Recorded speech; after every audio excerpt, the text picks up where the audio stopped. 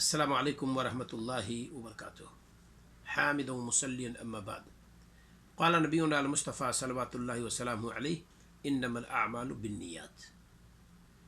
تمام اعمال کے قبول ہونے اور مردود ہونے کا دار و مدار نیتوں پر ہے۔ بعض سلف کا کہنا ہے نیت کی اہمیت کے تعلق سے اسے ہمیں اور آپ کو سننا چاہیے، اس پر عمل کرنا چاہیے۔ الاعمال کالجسد، ہمارے اور آپ کے اعمال یہ بدن کی طرح سے ہیں، باڈی کی طرح سے، جسم کی طرح سے ہیں۔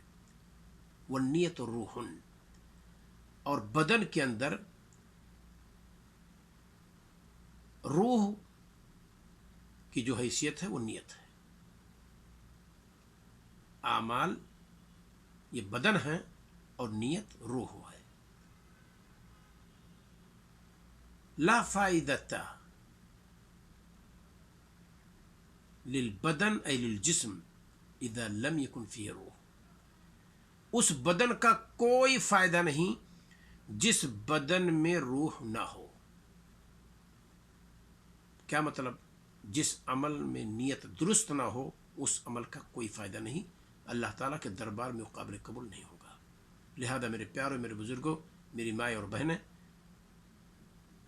سامعین و سامعات، ناظرین و ناظرات، ہم ہر عمل میں اپنی نیت کو درست رکھیں، یعنی اس کا اجر اللہ سے چاہیں، اسے اللہ تعالیٰ کے لیے کریں۔